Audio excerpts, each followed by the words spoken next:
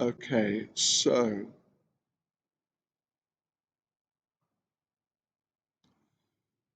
uh, so yes. Anyway, so this whole discussion over these three paragraphs is in terms of the story of Ajamil. The story of Ajamil. That's a very famous story from the beginning of the sixth canto of Srimad Bhagavatam. So these paragraphs are reviewing this subject matter, meaning uh, getting relief from material distress, which means getting relief from our sinful reactions. Yeah, so the story of Ajamil is there.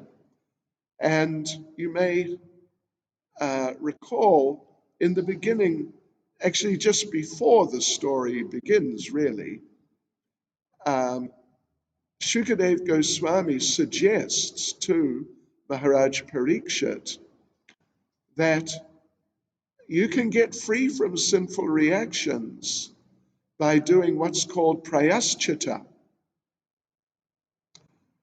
Yes, prayaschita means atonement. You do something bad, so to make up for it and sort of offset return the balance to zero, you do something good. And then you're at a sort of even level. When you did something bad, things went down. But now you do something good and everything comes up and you're all square, so to speak. So, so Maharaj Parikshit does not accept that. He doesn't accept that.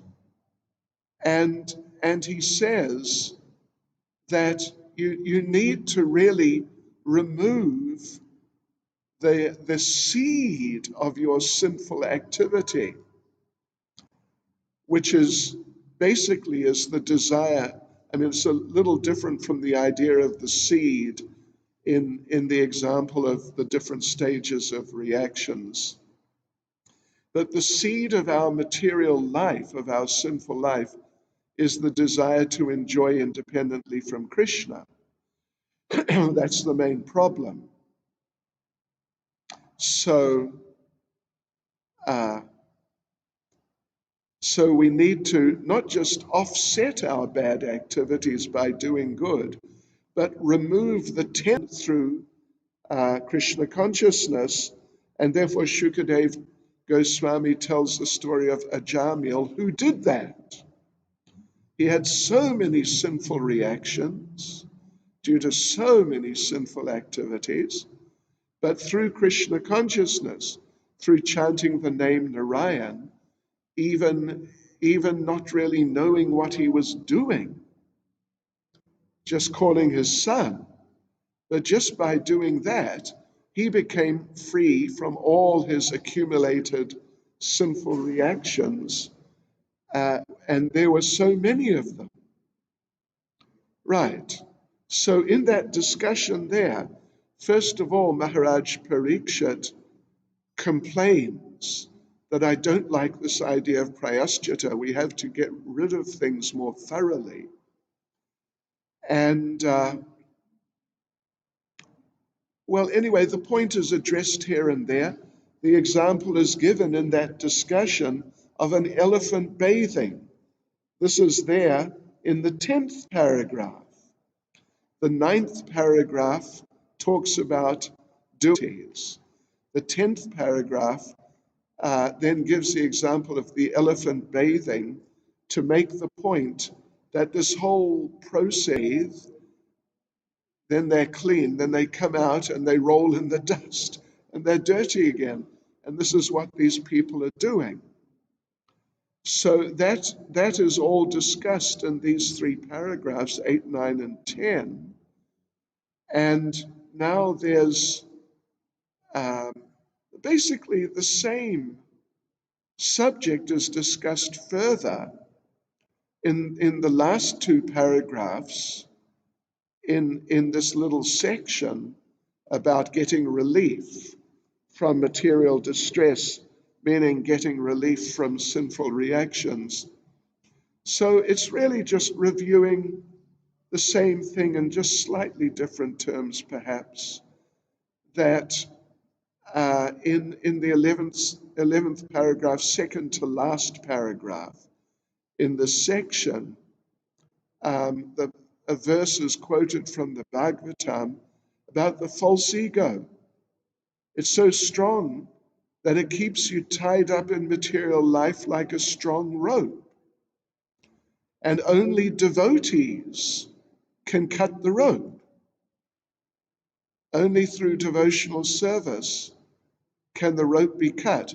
People who are not Krishna conscious will not be able to cut the rope, and therefore they'll remain entangled. And it doesn't matter if they're great mystics or performers of yajnas, but they can't advance like devotees. Therefore, everyone should engage in Krishna consciousness. So, yeah.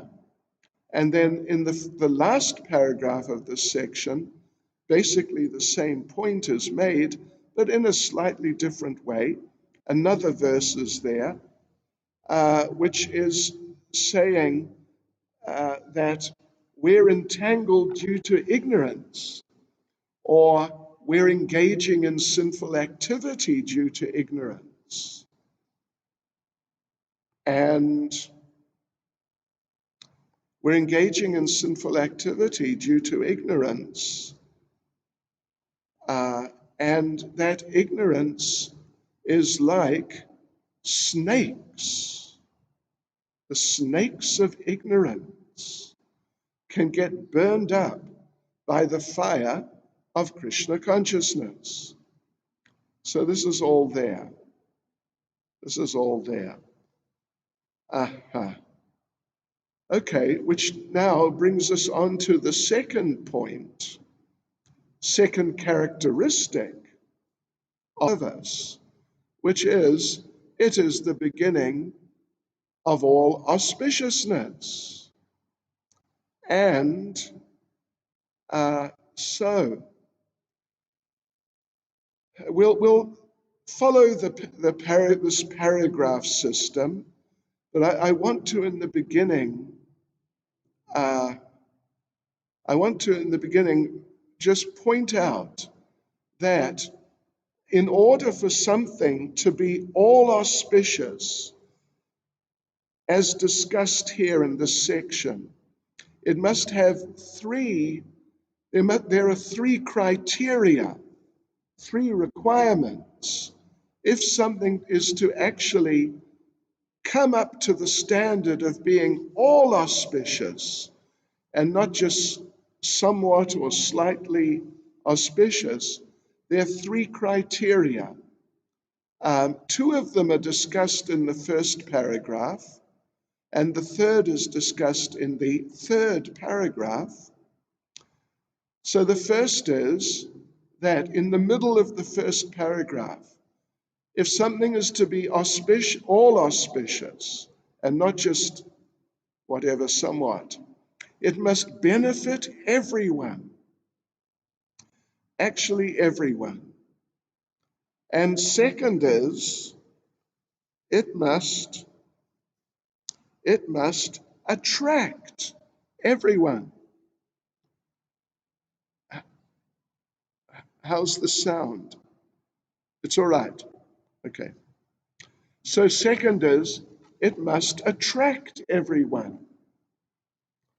And third is, it must produce good qualities. Yeah, it must produce good qualities. People doing whatever it is must manifest good qualities. So these are the three criteria given by Srila Rupa Goswami and Srila Prabhupada for something to be all auspicious, and It is only really Krishna consciousness which can fulfill these three criteria. This is what is now going to be discussed. So let's go again through the paragraphs. First paragraph, these 2 points are made, and therefore Krishna consciousness is recommended. Then we come on to the second paragraph, which is just reviewing these two, the two criteria from the first parity one. So Prabhupada says, and Rupa Goswami, Padma Purana confirms these 2 points as being there in the nature of devotional service. So Prabhupada actually gives the example there in that paragraph of Lord Chaitanya in Jarikanda forest. When Lord Chaitanya passed through the Jarikanda forest, I'm sure you're familiar with the story. He was just in ecstasy, and he didn't worry about the tigers or the elephants or the wild animals. He was just carrying on and just chanting and chanting. And the animals started chanting. Very amazing. The animals started chanting. So, and, becoming more gentle. Yeah. So Prabhupada makes the point that Lord Chaitanya attracted all the animals. For something to be all attractive, in other words, it doesn't have to just attract the humans. It actually has to attract all living entities. And Lord Chaitanya's chanting in Jarikanda forest attracted all the animals. There's also, not here, but in Chaitanya Charitamrita, when Lord Chaitanya is questioning Haridas Thakur about the chanting of the holy names, Lord Chaitanya asks Haridas Thakur, how can all living entities be benefited? And Haridas Thakur says, through the loud chanting of the holy names. And he says that when you go to a forest and chant, you may hear an echo. So what is that echo? He says it's not just an echo, it's all the trees and whatever other living entities are there in the forest responding to the chanting. So, in other words, all attractive, attracts everyone and benefits them too. Yes, so we see how Krishna consciousness has benefited us. For example, I don't know about you, you may have come from very pious and nice and sattvic and etc. Vedic backgrounds. I don't want to go into the details, but let me just say, I didn't. I got involved in some non-Vedic things, which I just will not talk about. And I'm not alone in having done that. Many devotees who I know very well, they also got caught up in these things. So, but then their lives became transformed. Prabhupada one time was, if I remember correctly, in India, and some people came to see him, and they were they were on the material platform, more or less, and they asked Prabhupada, can you do miracles? And Prabhupada said, yes. And he pointed to his Western disciples and said, these are my miracles. Before they were doing all the wrong things, but now they've completely changed and they're doing all the right things. So that's a miracle. So, like this, people from Lord Chaitanya's Patita Pavan and Krishna consciousness as given by Lord Chaitanya benefits. No one practically is too fallen. Yes. So, okay. So then we go on to the next paragraph,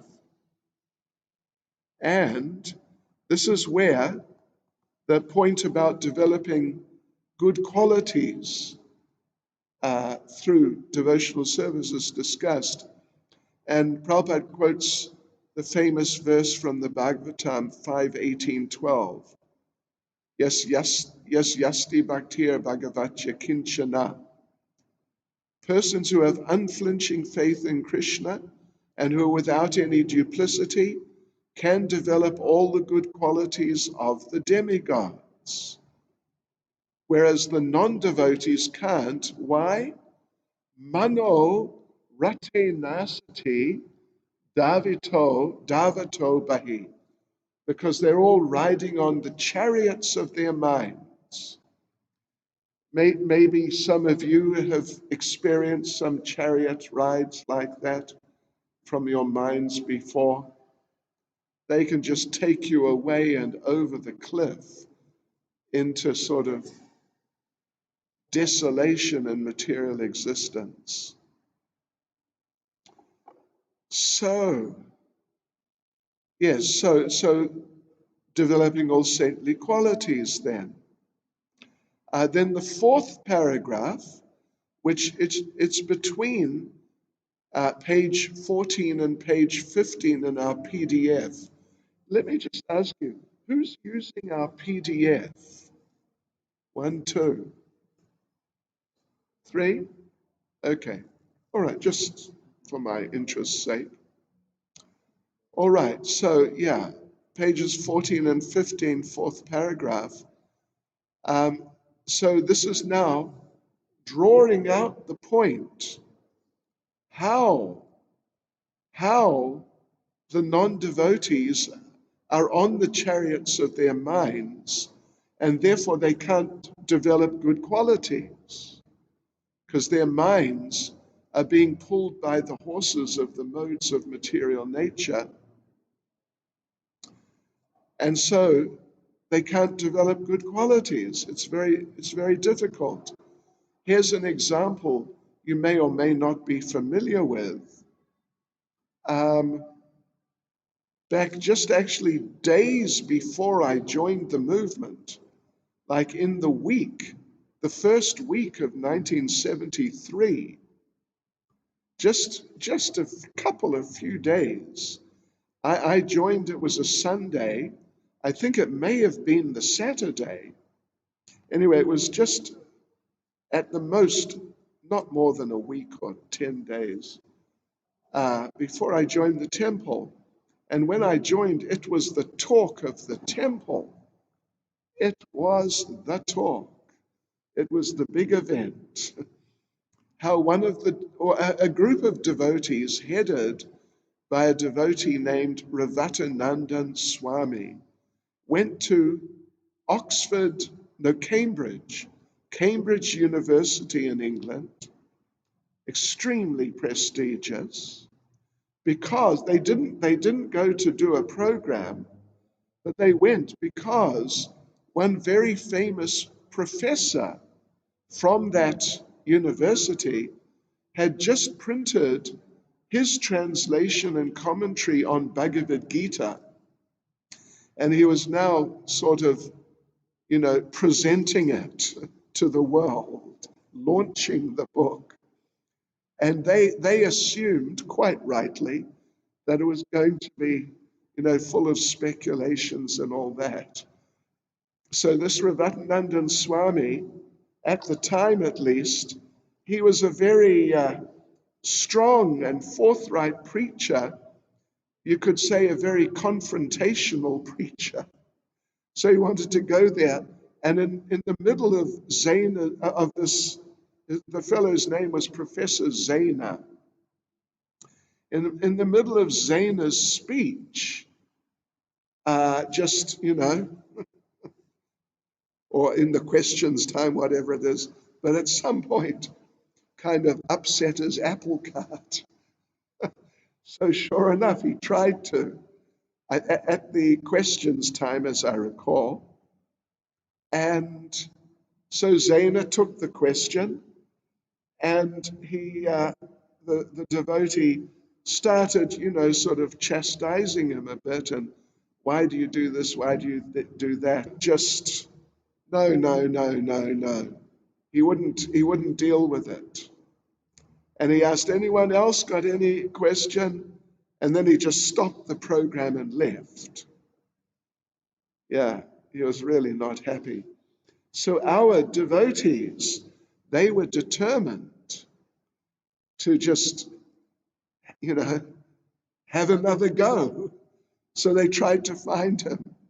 They found his house, or whatever, his quarters where he was living in the university grounds. He was not there.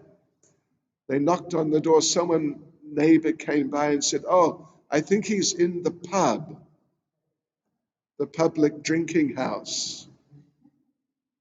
What happened here? I think he's in the public drinking house.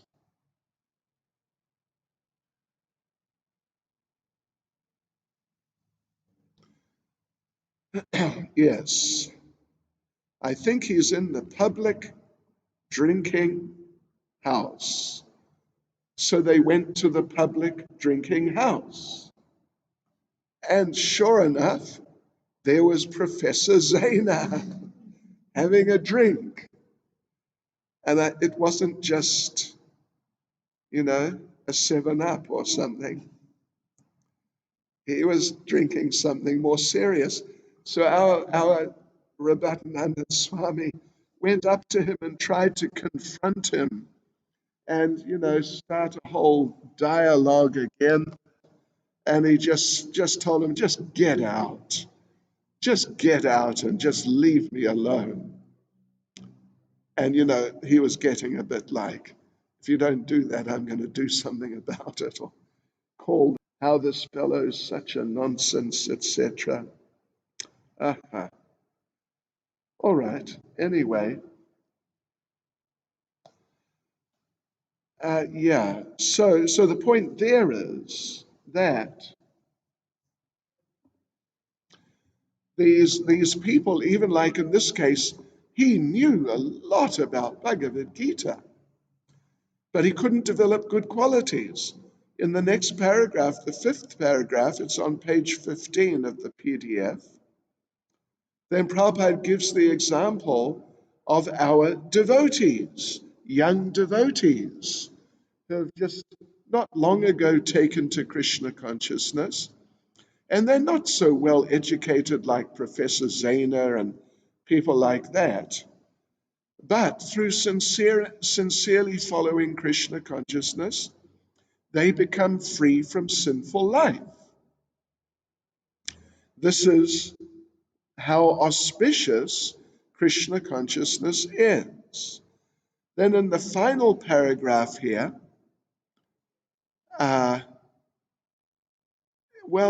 it's an interesting sort of maybe a side consideration.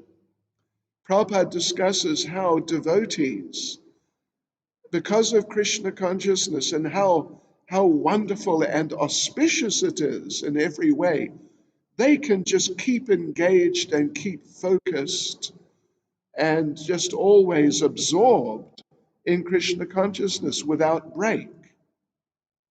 Whereas, Prabhupada says, the materialists are all restless. They can focus on something for a while, then they got to focus on something else. We came across that, of course, the principle in the preface.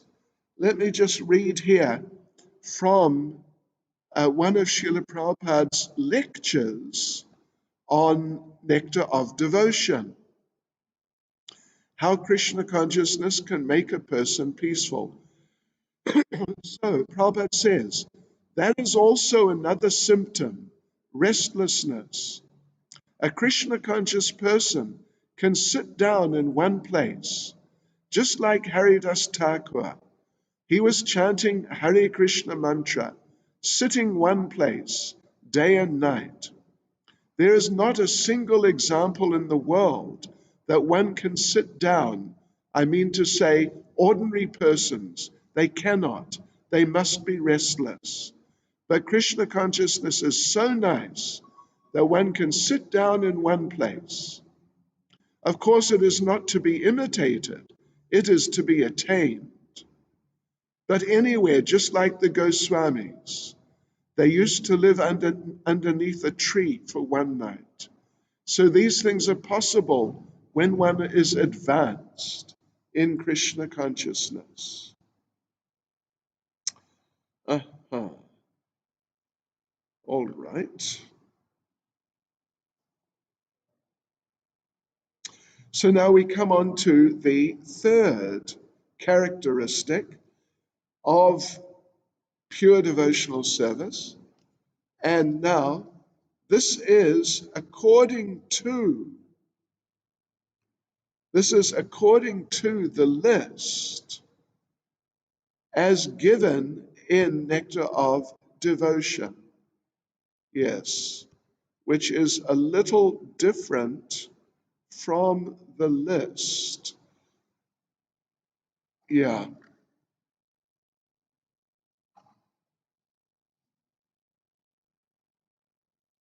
It's a little different from the list given by, or the order given by Srila Rupa Goswami, but that's okay. Yeah, let's have a look now. Where are we? Am I right? Immediately puts one in transcendental happiness, yeah? Immediately puts one. Let me just check that where I'm at. Immediately. Yeah. Okay, yeah. Immediately puts one in transcendental happiness. Strictly speaking, according to Srila Rupa Goswami, it's point number 5, but that's okay. We're just discussing them in and of themselves. Of this little section, it's, what is it now? It's page 15, right? Rupa Goswami has analyzed the different sources of happiness.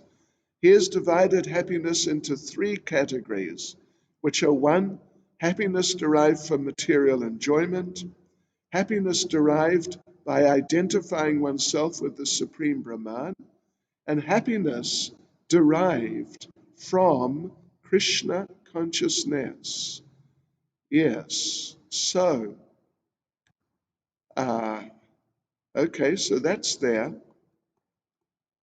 Let's just have a look now at what is said here. So first of all, the discussion is about, well, first of all, actually, the first 3 paragraphs, I must say, they're kind of like an introduction, and then you get each of these categories, each of these 3 categories discussed. First 4 paragraphs, excuse me. Am I right? No, first 3. First 3. First 3.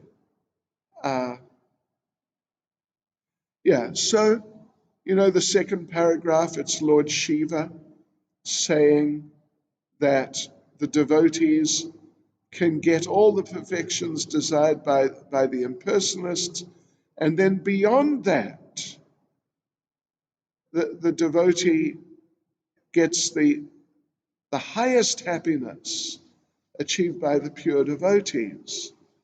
And then in the third paragraph, Prabhupada discusses that why is the happiness from pure devotional service the highest? At least one reason At least one reason is because it's eternal. Unlike material happiness, which is, chapala sukha, sukha meaning happiness, and chapala meaning flickering. Yeah. So, yes, okay. So then, in the fourth paragraph, which is right at the top of page 16 in our PDF, Prabhupada first of all discusses the happiness of the impersonalists, very highly educated and almost realized, but they fall down. This is very common, particularly nowadays. It's very easy to find sort of like New Age pseudo impersonalists. But to find real Shankarites, that's difficult. That's very difficult. Yeah. So some of these, or even a lot of these people, impersonalists, they struggle to remain focused in their impersonal practice. And after a while, they just become sort of dragged into material activity. So at least they try to do some kind of pious material activity, like charitable activity, helping the poor and the suffering and so on. As much as possible, they try to do like that. But their real serious spiritual cultivation becomes severely compromised, because now it's just the material mode of goodness.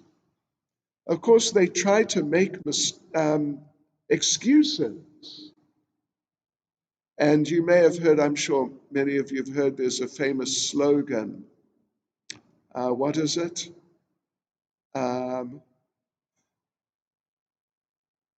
Service to man is service to God. In other words, if you serve human beings, just, their material needs or desires, then it's the same as doing spiritual activity, being connected with God, because the humans, they're like a manifestation of God. So, of course, we don't accept that at all. We say service to man is service to man, and service to God is service to God. And it's sort of like never the twain shall meet.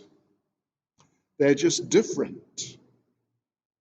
I mean, of course, in Krishna consciousness, through food for life, perhaps, or what to speak of Harinam, etc. But in terms of serving man as they can relate to, prasadam distribution and so on, is service to man, but it is service to Krishna. But the way these people do it, it's something else. It's just not the same thing. It's just material. And they are doing it because they just cannot manage to stay on the impersonal spiritual level, because there's a shortage of happiness. There's a lack of happiness. And therefore they do these charitable activities because they're happier. They get more happiness. Prabhupada, there's one conversation, it's in the Conversations books, that some young men come to visit Prabhupada somewhere in India, and Prabhupada's preaching Krishna consciousness to them, and they say, yes, yes, yes, that's nice. We're doing the same thing. You don't need to tell us about it because we're doing the same thing. We're on the same page, so just relax. And then one of them said, because service to man is service to God. And we're doing so much charitable activity. Prabhupada, of course, was preaching, serving Krishna, serving God.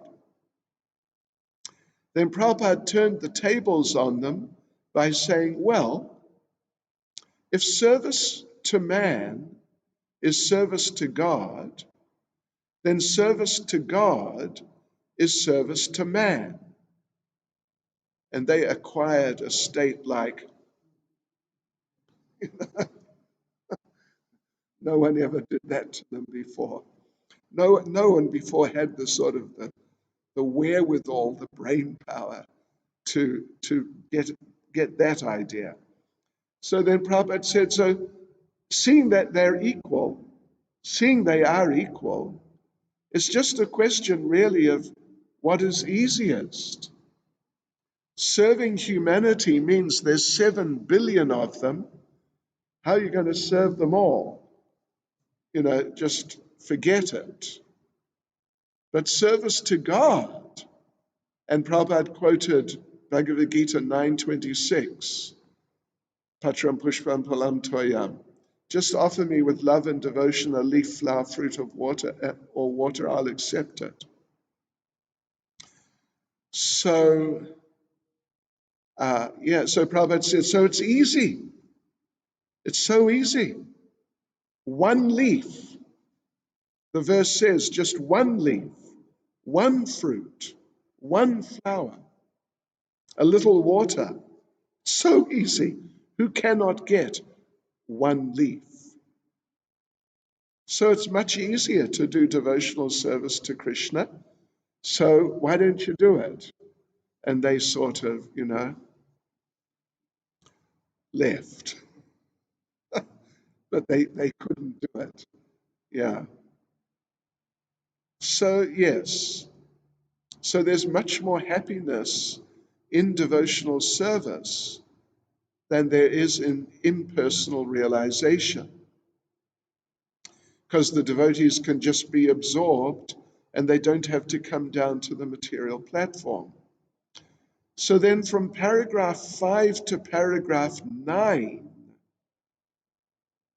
you'll just have to figure out where they are, I'm afraid. It begins on page 16, second paragraph. It's interesting. This is now Prabhupada discussing happiness from sense gratification. And the main part of his discussion of happiness from sense gratification and how it's not so wonderful is a description of the Ashta Siddhis, the 8 main mystical perfections. They're listed out through these few paragraphs here. What is it? 5, 6, 7, and 8. 5, 6, 7, and 8. Yeah. But what I've extracted them, let me just list them out for you. The first one mentioned, two are mentioned in the 5th paragraph, which is the paragraph after the Mayavadis. So it's the 2nd paragraph on page 16, in our PDF. First is anima, by which you can enter anything, you can even enter stone. Then the next one, Prabhupada doesn't give, if I'm not mistaken, it seems he doesn't give the Sanskrit name of the second one, but he describes it as, in the same paragraph, as becoming very light. So you can walk on water. because you've become super light. You can walk on water. Then in the sixth paragraph, the next paragraph, we're still on page 16. It's the one beginning, of course, in the categories of mystic perfection. So there, Lagima and Prapti Siddhi are described. Lagima and Prapti. Lagima means becoming able to enter the sun by using the sun rays. Prapti means you can extend your hand anywhere and take something from anywhere, even like another country. Then in the seventh paragraph, which begins, of course, in the categories, am I right? No, sorry. The next one. The modern scientists have manufactured nuclear weapons by which they can destroy an insignificant part of this planet. But by the yoga siddhi known as Ishita, one can create and destroy an entire planet simply at will. So that's there in that paragraph. And then just immediately after, you see, Vashita. You can bring anyone under control. And then further down towards the bottom of the same paragraph, another one, Prakamya, is mentioned. You can make water into your eye and then come out again, if you should ever feel so inclined. Yes. Aha. Right. And then in paragraph 8, sorry. Paragraph 8, the next paragraph, just a short paragraph. The highest perfection of mystic power is called Kama Vasayata. It's also magic. Prakamya, the last one we read, is also called magic. This one here, Kama Vasayata, is also magic. But whereas the Prakamya power acts to create wonderful effects within the scope of nature, Kama Vasayata permits one to contradict nature. In other words, to do the impossible. Of course, one can derive great amounts of temporary happiness by achieving such yogic, materialistic perfections. Haribol.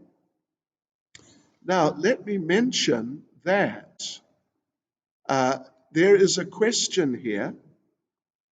One of our questions is I assume you have the list of questions. What does the comparison between mystic perfections and modern scientific improvements indicate? So you will find all that information in these three or four, say, it's mainly three actually, or four. Four, 5, 6, 7, and 8. You'll find this whole subject of a comparison between mystic perfections and modern scientific improvements being discussed. All right. Okay, so there's a little bit more here. Let's just finish this section. Let's finish this section. So we have now, well, actually, in paragraph 9, which is on page 17. Yeah, it's on page 17.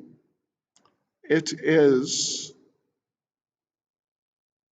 well, if you count the couple of lines left over from the previous page as a paragraph, it's then the third paragraph on page 17. Foolishly, people who are enamored by these things.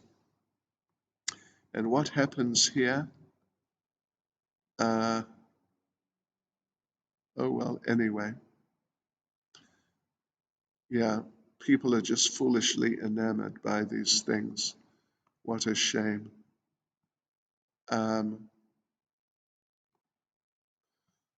Okay, so where do we go from here? So now there's from paragraph 10 to paragraph 13, which brings us to the end of the section number 3 about the happiness. So so this is the discussion about happiness from devotional service.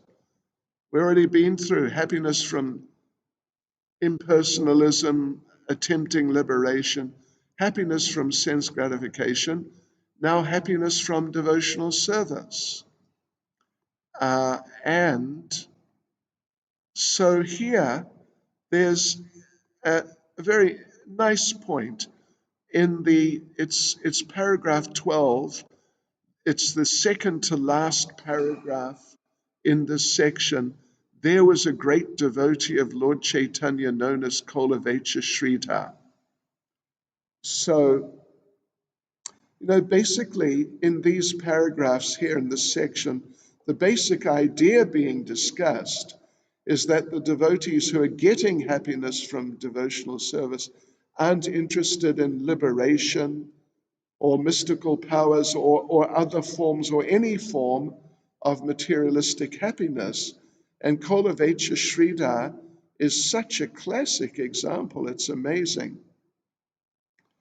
He was so uninterested that he was earning very little selling bananas and like banana leaves and parts of the banana palm. That's how he lived, and he was making very little, but still he would give half for the worship of the Ganges every day. And he would just somehow exist, survive, or whatever was left over. And Lord Chaitanya would come and, you could say, taunt him on a daily basis. Oops, wait a sec. Okay. Just give me a moment here.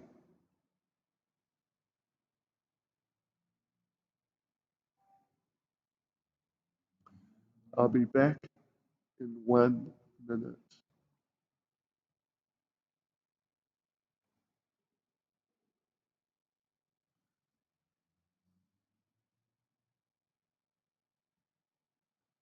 All right.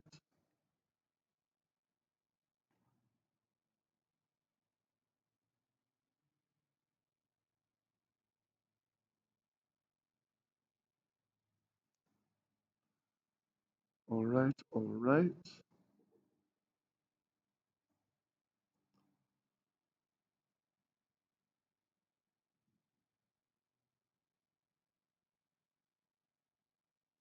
Just wait for our translator. Here he is. Here he is.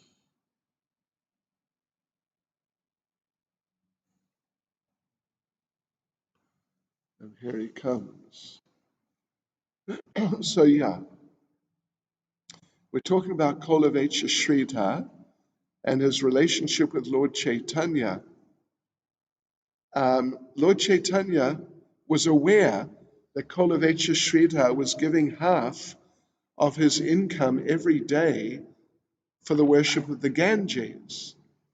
Of course, Lord Chaitanya, obviously, he knows, he's omniscient. So he knew that Kolavecha Sridhar was living just in poverty, extreme poverty. but he would still come and joke with him, shall we say, that you are making so much money. I heard about it. You're making so much. You can afford to give half for the worship of the Ganges, and you live comfortably on the other half. How much are you making? This is terrible. So you must give me a discount. And Koloveccia Sridhar would say, but in a very nice way, that I always charge the right price. I don't inflate my prices. Go and check with the other banana sellers, and you'll see how much they're selling their products for. Mine are always considerably less. And Lord Chaitanya was saying, no, I can't be bothered going and dealing with them. I just deal with you. And I know what you're doing. I know what sort of person you are. Shri Shri Radha Radhanath Shri Giri Govardhan Shri Chaitanya Mahaprabhu Ki Jai. And in the end, he would insist on some drastic discount. Or sometimes he would just grab some bananas and run. And Lord Chaitanya was just, Koloveccia Sridhar was just, oh my gosh. But he always remained very nice. Finally, during the Mahaprakash Leela, Lord Chaitanya revealed himself to Koloveccia Sridhar, that I am that person, I'm the Supreme Personality of Godhead, and I'm that person who was dealing with you all those years. And Koloveccia Sridhar was just overwhelmed. And Lord Chaitanya said, you were so nice. You were just so nice. I want to give you something. And Koloveccia Sridhar said, no, please, you don't need to worry. If I have your service, that's all I need. So I don't need anything. But Lord Chaitanya was insisting. Actually, you know what he said? One of the things, I will give you all of the 8 mystic cities. I'll give you all of them. And Koloveccia Sridhar fell at the Lord's feet. My Lord, please don't. Please don't do that. Don't do that. Just let me serve you. And Lord Chaitanya said, well, all right then. All right, I'll make you Lord Brahma. No, my Lord, please stop. Please stop. And he suggested a few other things. All right, at least one planet. Just one planet I'll give you. No. Please stop it, my Lord. And in the end, Lord Chaitanya said, well, all right, what do you really want then? And Koloveccia Sridhar said, please just let that young Brahmin boy who used to harass me every day be my Lord and Master, and let me be his servant eternally. That's all. And Lord Chaitanya said, Tatastu, so be it. Buddha tak, let it be. Yes. So let us conclude by just reading a couple of sentences from the last paragraph there. It is stated that as the personal attendants and maidservants of a queen, follow the queen with all respect and obeisances. Similarly, the joys of religiousness, economic development, sense gratification, and liberation follow the devotional service of the Lord. In other words, a pure devotee does not lack any kind of happiness derived from any source. He does not want anything but service to Krishna. But even if he should have another desire, the Lord fulfills this without the devotees asking. Yeah. But basically, the devotee just remains absorbed in devotional service. And in this context, particularly because there's so much happiness coming from that devotional service. Hare Krishna. Srila Prabhupada Ki Jai. So we will carry on tomorrow with the rareness of pure devotional service. With the other three, we'll finish this chapter. For the time being, though, Srila Prabhupada Ki Jai. Hare Krishna.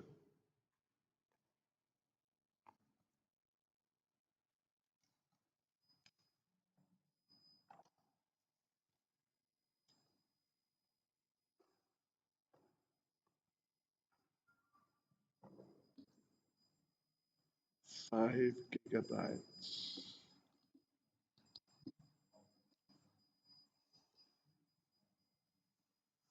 Hare Krishna.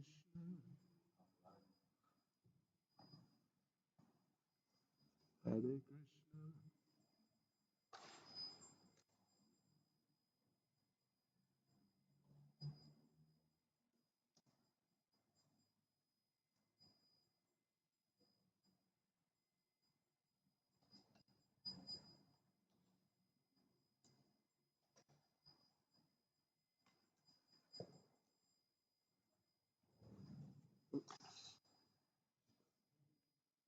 All right.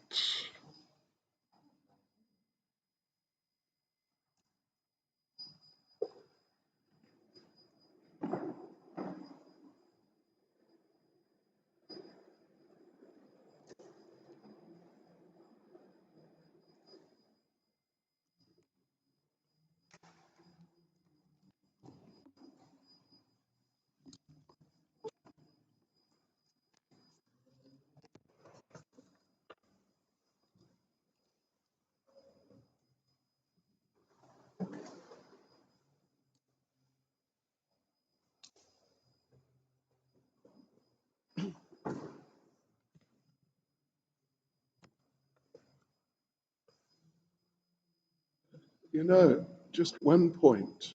It's important. And I think you need to check with Mahaprabhu Kripa. Is that he says that the quality is great. Yes, as it is. And yesterday it was great. And I think the other day we used it, or was it? Anyway, since we've been using it. So it may be just your screen. So don't change anything there until now. If he says, because it doesn't really matter how it looks to us. But if he says just leave, it's good. We just want it like that. Just leave it. Because here I adjusted the image here. So look, I thought really nice here. On this or on these devices, they complained that it's like it's dark. It's really dark. Yeah, they didn't like it. So I made it so it's kind of on here. It's like too light and too bright. On these devices, I like it. Thank you.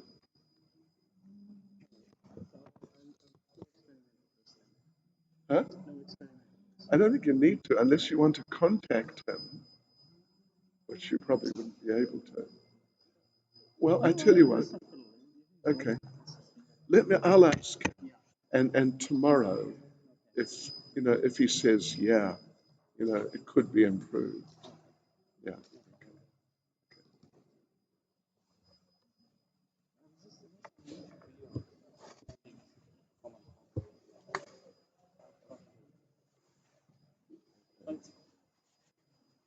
Well, you know, on my computer, I have two versions of Synapse. We just got the latest one, right? Yeah. I thought we just downloaded Yeah, and updated. yeah. Oh.